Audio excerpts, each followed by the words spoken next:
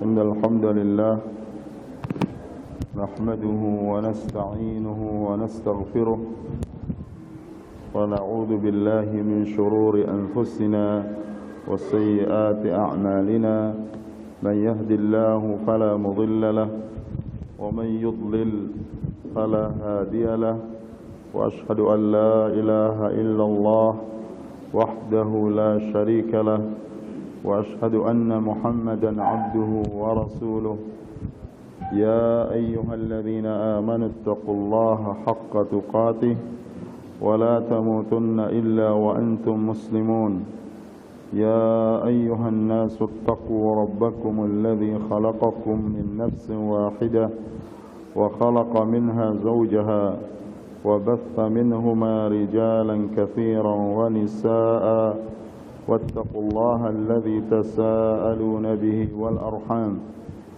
إن الله كان عليكم رقيبا يا أيها الذين آمنوا اتقوا الله وقولوا قولا سديدا يصلح لكم أعمالكم ويغفر لكم ذنوبكم ومن يطع الله ورسوله فقد فاز فوزا عظيما أما بعد فإن أصدق الحديث كتاب الله وخير الهدى هدى نبينا محمد صلى الله عليه وسلم وشر الأمور محدثاتها وكل محدثة بدعة وكل بدعة ضلالة وكل ضلالة في النار. Bapak-bapak, ibu-ibu yang saya muliakan, ikhwani a'azzakumullah jami'an. Pertama, kita bersyukur kepada Allah Subhanahu wa taala bahwa Allah Subhanahu wa taala telah berikan kita nikmat yang sangat banyak, terutama nikmat Islam, nikmat iman, nikmat hidayah, nikmat taufik dari Allah Subhanahu wa taala, bahwa Allah Subhanahu wa taala jadikan kita pengikut Nabi Muhammad sallallahu alaihi wasallam, dan Allah mudahkan kita berkumpul di masjid yang mulia ini. Rasulullah sallallahu alaihi wasallam bersabda, "Wa majtama'a qaumun fi baitin min buyutillah yatluna kitaballah wa yatadarasunahu bainahum illa nazalat alaihimus sakinah wa ghashiyatuhumur rahmah wa haffathumul malaikah wa dzakarahumullahu fi man 'indah." Tidaklah berkumpul suatu kaum atau sekelompok orang di rumah dari rumah-rumah Allah, yaitu di masjid-masjid Allah Subhanahu wa taala, yang kemudian mereka membaca ayat-ayat Al-Quran dan mempelajarinya, mengkajinya, melainkan Allah turunkan atas mereka as-sakinah. Allah turunkan atasnya as-sakinah, yaitu ketenangan, dan mereka akan dilingkupi oleh rahmat Allah Subhanahu wa taala, dan para malaikat akan melindungi mereka, dan Allah Subhanahu wa taala akan menyebutnya atau menyebut mereka di sisi makhluknya yang mulia, yaitu malaikat Allah Subhanahu wa taala. Hadis yang mulia ini adalah keutamaan yang sangat besar bagi kita yang duduk mengkaji Al-Quran, mengkaji sunnah Rasulullah SAW, menghadiri kajian-kajian ilmu syar'i di masjid-masjid Allah Subhanahu wa taala. Dan inilah keutamaan kita menghadiri majlis, ya, majlis yang di situ dikaji Al-Quran, dikaji sunnah Rasulullah SAW. Rasulullah SAW janjikan 4 hal. Pertama, diturunkan kepada mereka as-sakinah, ketenangan. Semua orang di dunia ini, baik dia muslim ataupun kafir, dia muslim atau non-muslim, semua manusia secara keseluruhan ingin hidupnya tenang, ingin hidupnya bahagia, ingin hidupnya dimudahkan di dunia ini, apalagi di akhirat kelak. Di dunia ini berganti-ganti antara kemudahan dan kesulitan, kebahagiaan dan kesusahan. kegembiraan dan penderitaan. Ya. Tapi semua manusia secara fitrah dia ingin bahagia, dia ingin tenang, dia ingin mudah hidupnya. Ya. Allah Subhanahu wa taala baik itu dengan Al-Qur'an yang Allah turunkan kepada Nabi kita yang mulia Nabi Muhammad sallallahu alaihi wasallam, dengan juga sunnah Rasulullah sallallahu alaihi wasallam yang diajarkan oleh Nabi kita yang mulia Nabi Muhammad sallallahu alaihi wasallam. Semua ajaran yang ada di dalam Al-Quran dan Sunnah itu membawa kepada ketenangan, membawa kepada kebahagiaan, membawa kepada keselamatan, membawa kepada keberkahan. Dan di antara sebab besarnya adalah kita menghadiri majlis-majlis ilmu. Oleh karena itu, majlis-majlis ilmu ini harus menjadi perhatian kita. Walaupun majlis ilmu itu sedikit orangnya, terutama bagi kita para guru, para da'i, para ustadz, orang yang diberikan ilmu, walaupun sekedar menghafalkan Al-Quran atau sunnah Nabi SAW, atau mengajarkan sedikit dari ilmu yang kita diberikan oleh Allah Subhanahu wa taala, hendaklah kita mengetahui bahwasanya majlis-majlis ilmu itu memiliki keutamaan yang besar. Cukuplah sebagai keutamaan bahwasanya Allah Subhanahu wa taala melalui lisan Nabi Muhammad SAW memberikan 4 hal besar ini. Pertama, as-sakinah, yaitu ketenangan. Kedua, Allah turunkan rahmat di majlis itu. Ya. Artinya dia akan jauh dari murka Allah, jauh dari keburukan, jauh dari kesusahan. Kemudian yang ketiga, para malaikat membela dan melindungi majlis-majlis ilmu yang dibacakan Al-Quran. Dan para da'i, para orang-orang yang mengajarkan Al-Quran, walaupun hanya mengajarkan Al-Quran, tahsin Al-Quran, ya, atau apalagi menghafalkan Al-Quran, itu punya keutamaan besar, masuk ke dalam apa yang disebutkan oleh Rasulullah SAW dalam hadis ini. Yang ketiga, para malaikat melindungi. Bahkan Rasulullah SAW mengatakan di dalam hadis, wa innal malaikata la tada'u ajnihataha li talibil ilmi ridan bima yasna'. Dan sungguhnya para malaikat meletakkan, membentangkan sayap-sayapnya untuk para penuntut ilmu atau majlis ilmu, karena mereka para malaikat itu ridha dengan apa yang mereka perbuat, apa yang dia perbuat. Dalam riwayat ini katakan ridan bima yatlubu, karena para malaikat itu ridha dan suka dengan apa yang mereka tuntut. Ya, para malaikat membela, dan para malaikat itu makhluk Allah yang besar, yang agung, punya kekuatan diberikan oleh Allah Subhanahu wa taala. Kemudian yang terakhir, Allah Subhanahu wa taala akan menyebut orang-orang di majlis itu. Ya, walaupun sedikit. Bahkan para ulama di antara misalnya guru Imam Asy-Syafi'i rahimahullah, Imam Waqi' bin Al-Jarrah Ar-Ru'asi, beliau itu kalau di majlisnya ada lebih dari 3 orang, dia tinggalkan majlis itu. 3 orang, subhanallah.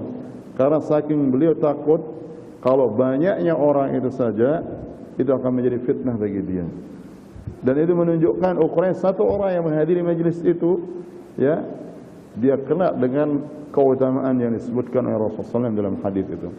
Oleh karena itu, para da'i, para ustadz, orang-orang yang mengajarkan Al-Quran, mereka tetap harus berjuang walaupun sedikit majlisnya. Misalnya kalau dia hanya sekedar menghafalkan Al-Quran, itu keutamaannya besar. Ya, keutamaannya besar. Apa yang kurang dari keutamaan yang Rasulullah SAW sebutkan dalam hadis, khairukum man ta'allama al-Qur'an wa 'allamahu. Sebaik-baik kalian adalah orang yang mempelajari Al-Quran, kemudian dia mengajarkannya. Ya, Rasulullah mengatakan dalam hadis, "Ballighu anni walau ayah." Ya, walaupun kita dapat ilmu sedikit, lalu kita ajarkan, ya, di majelis kita, kemudian hadir orang-orang menghadiri majelis kita, itu sudah cukup mendapatkan apa yang dijanjikan dari 4 hal yang disebutkan oleh Rasulullah SAW. Ya, para ulama dulu majelisnya sedikit. Imam Waqi' bin Al-Jarrah dan juga yang lainnya, ya, sebagai kita sebutkan, dan beliau gurunya Imam Asy-Syafi'i, yang Imam Syafi'i pernah berkata, syakautu ila Waqi'in su'a hifdhi fa arsyadani ila tarkil ma'asi wa'lam bi anna al-ilma nurun wan nuru la yuhdahu 'asi. Beliau pernah berkata, Imam Syafi'i, tentang gurunya, aku pernah mengadu kepada guruku Waqi', yaitu Waqi' bin al-Jarrah Ar-Ru'asi, tentang jeleknya hafalanku terhadap ilmu. Beliau mengatakan, fa arsyadani ila tarkil ma'asi. Lalu beliau, Imam Waqi' bin al-Jarrah, mengarahkan aku, membimbing aku untuk meninggalkan maksiat. Ya, karena maksiat ini lawan daripada ilmu. Para penuntut ilmu harus berjuang agar mereka jauh dari maksiat Allah Subhanahu wa ta'ala. Fa arsyadani ila tarkil ma'asi, maka beliau mengarahkan aku untuk meninggalkan maksiat. Kemudian Imam Syafi'i memberikan nasihat, wa'lam bi annal ilma nurun, ketahuilah bahwa sesungguhnya ilmu itu adalah cahaya Allah. Maka sebagian salaf mengatakan, al-ilmu nurun yaqdhifuhu Allahu fi qalbil 'abdi.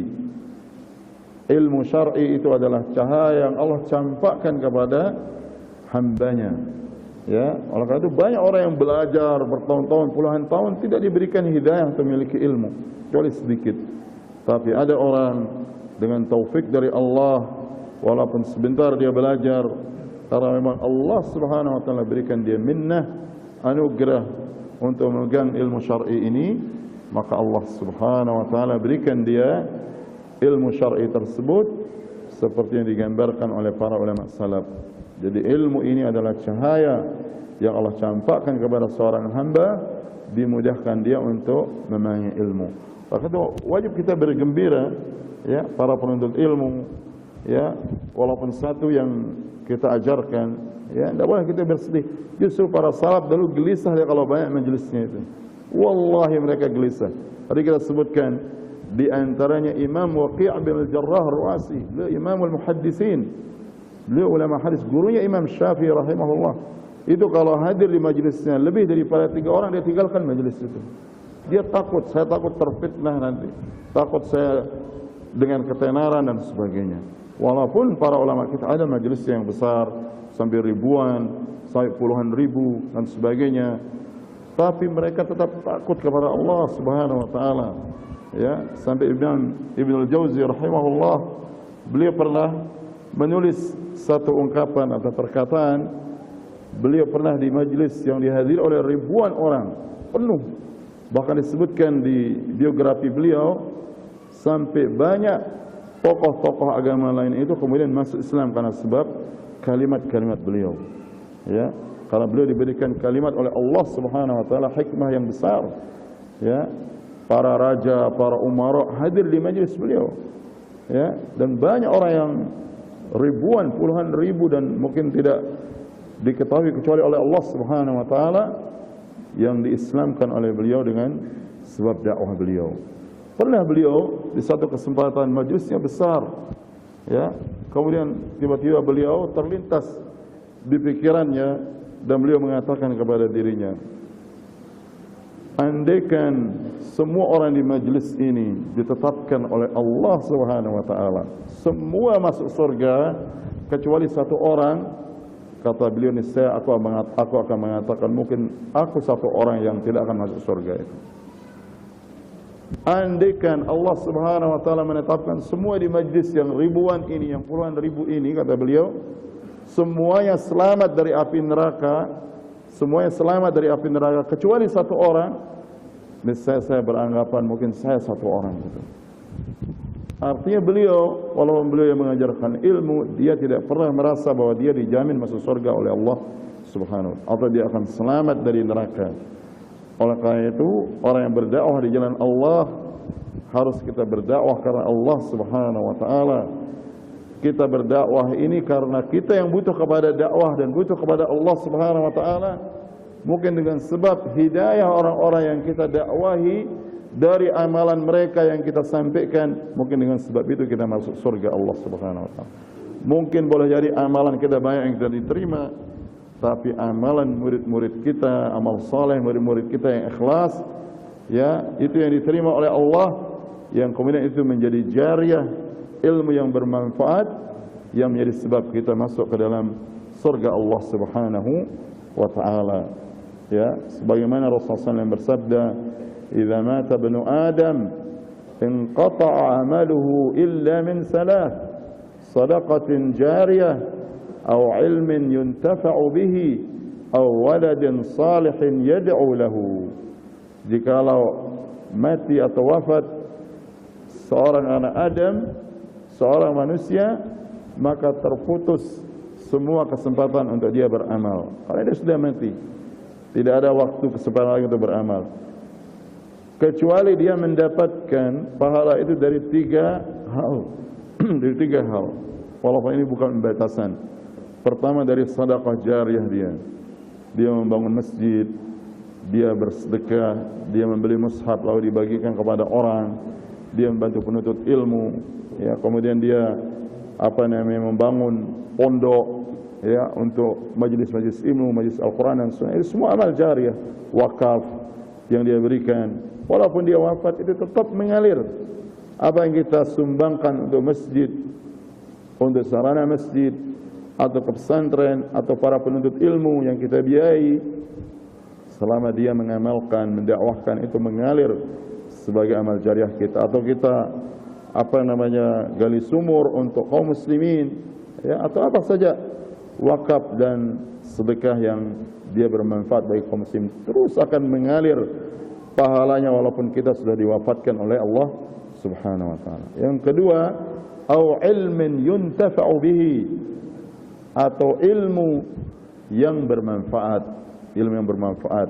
Orang yang menyampaikan ilmu yang bermanfaat walaupun dia wafat, ya, tetap mengalir kebaikannya, ya, dan pahalanya bagi orang yang pertama kali mengajarkan ilmu itu dari orang-orang yang beramal dengan ilmunya.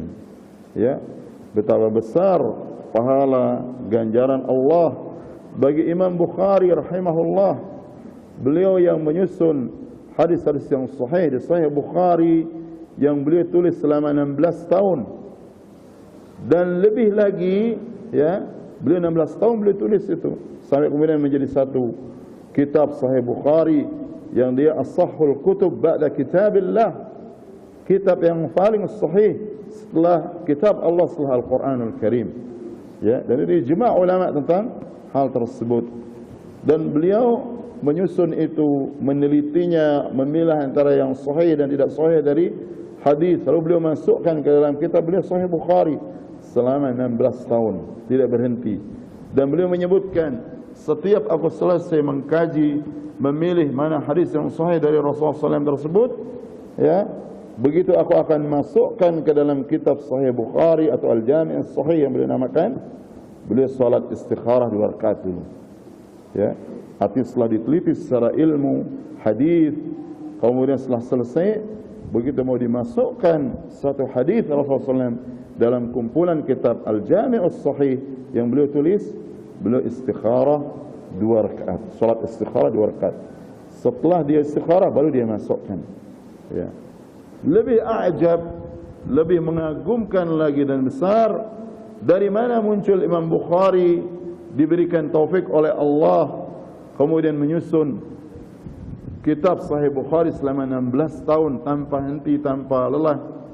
Itu semua hanya dari perkataan ringkas guru beliau yang mulia, Imam Ishaq ibn Rahawayh, atau ulama hadis mengatakan Imam Ishaq bin Rahuyah rahimahullah rahmatan wasi'ah.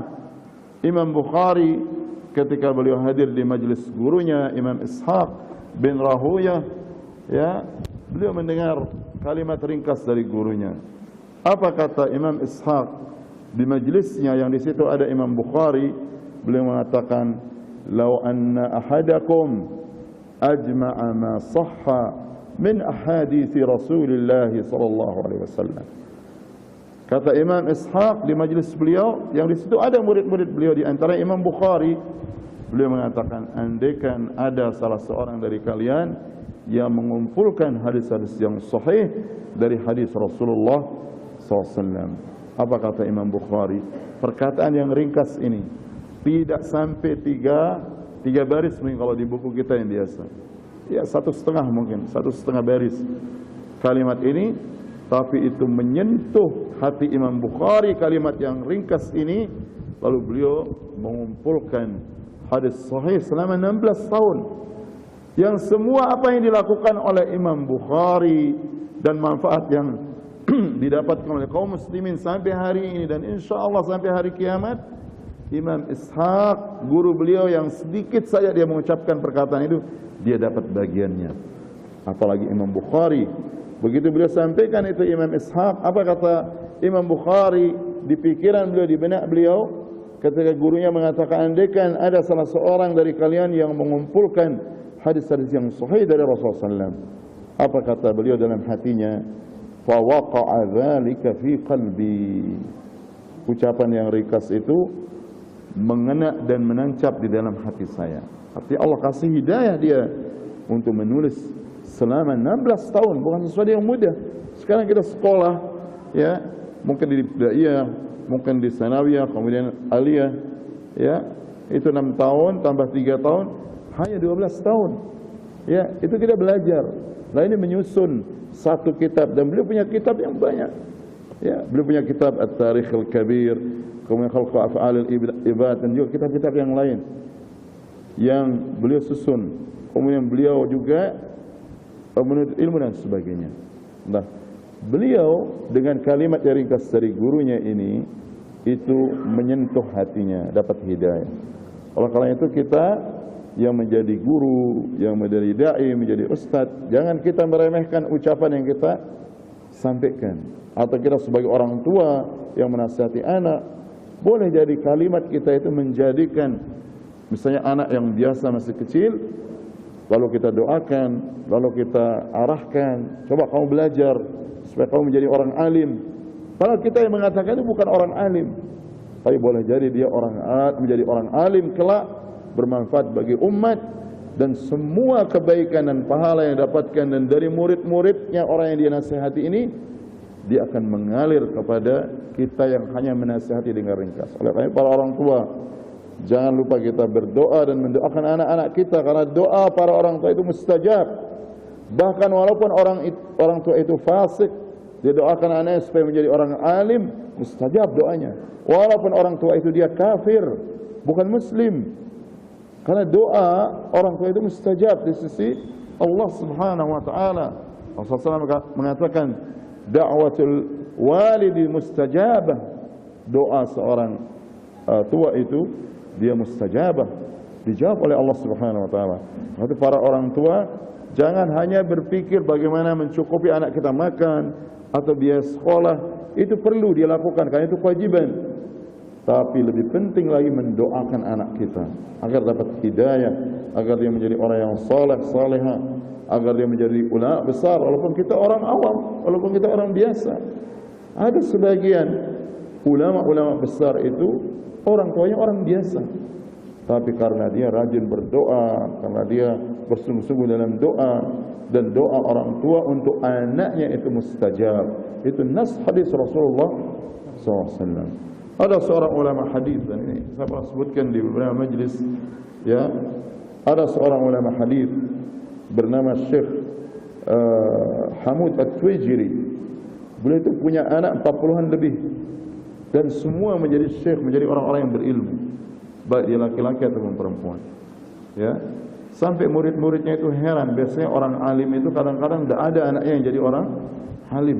Saya Imam Zahabi mengatakan, orang yang paling zuhud terhadap anaknya, artinya tidak dia urus, biasanya itu orang alim, karena sibuk mengajarkan orang, tidak mengajarkan anak-anaknya. Ya, oleh karena itu kita harus berhati-hati dalam masalah ini. Nah, beliau pernah ditanya oleh muridnya, bagaimana engkau mendidik anak-anakmu yang 40-an ini kok bisa semua jadi orang yang berilmu? Kata beliau, padahal beliau seorang alim yang bisa mengajarkan anak-anaknya. Beliau mengatakan, saya terus dan ibunya berdoa untuk anak-anakku supaya menjadi orang yang soleh, menjadi orang yang alim, dan itu semua kemudian dimudahkan oleh Allah Subhanahu wa taala. Karena itu kita kaum muslimin, para orang tua, bapak-bapak, ibu-ibu, kalau sudah diberikan rezeki anak, kita banyak doakan supaya anak-anak kita ini menjadi orang yang saleh dan salehah. Ya, walaupun itu tidak ada jaminan, tetapi ini ada jaminan Rasulullah SAW bahwa doa orang tua itu mustajab. Dan ini harus kita perhatikan. Jadi majlis-majlis ilmu kita datangi. Ya, karena di situ ada keberkahan, kebaikan. Para malaikat itu turun di majlis-majlis ilmu dan wajib kita imani karena Rasulullah SAW yang beritakan. Walaupun kita tidak lihat. Dalam hadis yang sahih, Rasulullah mengatakan, Inna lillahi malaikatan sayyahin. Inna lillahi malaikatan sayyahin yaltamisuna hilaqal dzikr atau hilaqal ilm. Sungguhnya Allah memiliki para malaikat yang ditugaskan khusus keliling di dunia ini untuk mencari majlis-majlis zikir, majlis-majlis ilmu yang dibacakan Quran, yang dibacakan hadis Rasulullah SAW, orang-orang yang bertasbih, bertahmid dan sebagainya. Ya, datang para malaikat itu keliling cari di dunia ini yang memang ditugaskan oleh Allah. Lalu begitu sebagiannya mendapatkan kumpulan majlis-majlis ilmu, orang berkumpul untuk ilmu, untuk berzikir dan sebagainya, berzikir dengan tasbih, tahmid dan takbir dan seterusnya, maka malaikat yang menemukan mereka itu akan mengatakan, halummu ila hajatikum, kalian kemarilah. Dia panggil yang lain, kalian datang kepada hajat kalian. Ya, dan itu wajib kita imani. Kayak hadis sahih Rasulullah SAW yang memberitakan, walaupun kita tidak lihat. Maka itu ada seorang begitu mendengar hadis Rasulullah SAW, karena hawa nafsunya, ya, dia mengingkari hadis Rasulullah SAW yang mengatakan bahwasanya innal malaikata la tada'u ajnihataha li talibil ilmi ridan bima yasma'. Sungguhnya para malaikat membentangkan sayapnya bagi para penuntut ilmu, bagi penuntut ilmu, karena mereka ridha, suka dengan apa yang dia perbuat atau yang dia tuntut. Ada seseorang karena hawa nafsu, karena itu perkara yang gaib, dia menentang kalimat hadis ini. Dia mengatakan, mana itu malaikat? Dia datang ke majlis ilmu, lalu dia mengatakan dengan sombong, mana dia malaikat yang membentangkan sayapnya? Saya tidak lihat. Langsung Allah Subhanahu wa taala timpakan uqubah seperti disebutkan oleh para ulama hadis, langsung dia stroke di tempat. Dan boleh jadi mungkin dia dipukul dengan sayap para malaikat yang tidak bisa dilihat oleh mereka. Maka itu kita, apa yang datang dari Nabi Muhammad SAW yang sah hadisnya dari beliau, kita wajib imani. Ya, kita wajib imani, tidak boleh kita ingkari, dan kita agungkan majlis ilmu itu. Itulah yang mendatangkan manfaat bagi kita semua. Kemudian jamaah sekalian yang berbahagia, salawat dan salam kepada Nabi kita yang mulia, Nabi Muhammad sallallahu alaihi wasallam, yang telah membimbing kita kepada jalan Islam.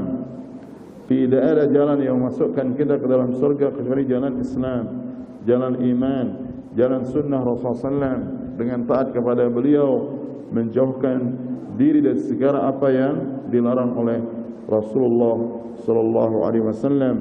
Rasulullah SAW bersabda, kullu ummati yadkhuluna al-jannata illa man aba. Semua umatku pasti masuk ke dalam surga kecuali orang-orang yang enggan.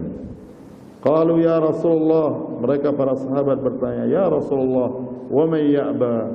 Siapakah orang-orang yang enggan itu, yang enggan masuk surga? Beliau Rasulullah SAW bersabda, man ata'ani dakhalal jannata wa man asani faqad aba. Siapa yang taat kepadaku, taat kepada Nabi Muhammad SAW, pasti dia masuk surga. Siapa yang menentang aku, menentang Nabi Muhammad SAW, pasti dia masuk, maka dia termasuk orang-orang yang enggan. Ya, berarti dia tidak mau masuk surga, wal iyadu billah. Maka itu mengikuti Rasulullah SAW, ya, mengimani beliau sebagai seorang Rasul terakhir yang diutus oleh Allah Subhanahu wa taala. Kemudian beliau Rasulullah SAW satu-satunya yang wajib kita ikuti secara mutlak. Tidak boleh kita menyelisih Nabi Muhammad SAW. Bagaimanapun tingginya ilmu kita, tidak boleh kita menyelisihi sunnah Rasulullah SAW. Kemudian kita cintai beliau lebih dibandingkan dengan cinta kita kepada diri kita, lebih dibandingkan dengan cinta kita kepada anak-anak dan keluarga kita, ya, lebih kita cintai dari orang tua kita, dari istri kita, lebih kita cintai dari harta benda kita, barulah kita betul-betul beriman dengan Nabi Muhammad SAW. Kemudian kita taat kepada Rasulullah SAW, banyak berselawat untuk Nabi Muhammad SAW. Karena itu wujud kita cinta kepada beliau, banyak mengingat beliau, banyak berselawat untuk Rasulullah SAW. Setiap disebut nama beliau, seperti sabda Rasulullah SAW, ragima anfu mri'in udhkaru fihi walam yusalli alayya. Celaka seseorang jikalau aku disebut namaku lalu dia tidak berselawat kepadaku. Ya, celaka seseorang. Dan Rasulullah mengatakan, man shalla alayya salatan sallallahu alaihi biha asyra. Siapa yang berselawat atasku satu kali, maka Allah Subhanahu wa taala akan berselawat untuknya, yaitu 10 kali. Dibalas oleh Allah Subhanahu wa taala dengan 10 kali. Dan selawat ini adalah satu-satunya ibadah yang dimana Allah perintahkan dan Allah melakukan untuk dirinya. Bagi Rasulullah sallallahu alaihi wasallam, juga para malaikat, seperti Allah firmankan di dalam Al-Quran, innallaha wa malaikatahu yusalluna 'alan nabi ya ayyuhalladzina amanu sallu 'alaihi wa sallimu taslima. Sungguhnya Allah dan para malaikat semuanya berselawat atas Nabi Muhammad SAW. Wahai orang-orang yang beriman, berselawatlah kalian kepada Nabi Muhammad SAW dan ucapkanlah salam.